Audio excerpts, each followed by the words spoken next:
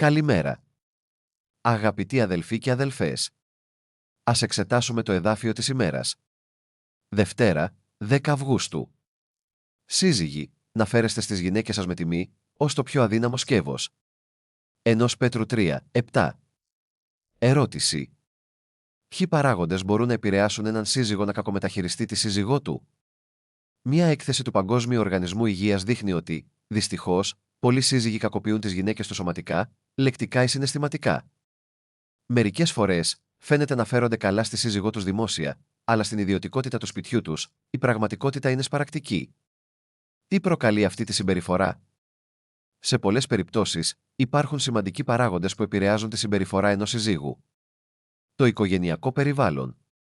Αν μεγάλωσε σε ένα σπίτι όπου ο πατέρας του ήταν βίαιος, μπορεί να θεωρούσε την επιθετικότητα ως φυσιολογική. Πολιτισμικές επιρροές. Σε ορισμένες περιοχές, επικρατεί η εσφαλμένη αντίληψη ότι ένας πραγματικός άντρας πρέπει να κυριαρχεί και να επιβάλλεται στη σύζυγό του.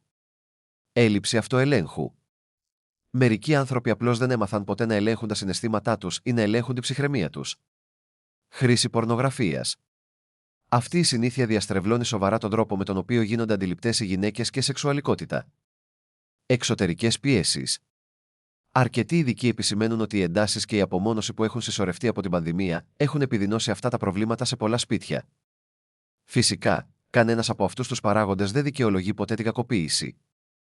Ο Ιεχωβά Θεός αναμένει από τους συζύγους να φέρονται στις συζύγους τους με βαθύ σεβασμό, τρυφερότητα και αξιοπρέπεια. Η τήρηση των συμβουλών που μας δίνει ο Ιεχωβά Θεός στο λόγο του μας επιτρέπει να χτίζουμε ασφαλή σπίτια, γεμάτα ειρήνη και αληθινή αγάπη. Ο αμοιβαίος σεβασμός και η ενσυναίσθηση είναι φώτα που μεταμορφώνουν τις οικογένειες και μας φέρνουν πιο κοντά στον Ιεχωβά Θεό. Ας συνεχίσουμε να προωθούμε αυτές τις όμορφες αξίες. Μέχρι αύριο, με την ευλογία του Ιεχωβά Θεού. Να έχετε μια υπέροχη μέρα. Με εκτίμηση.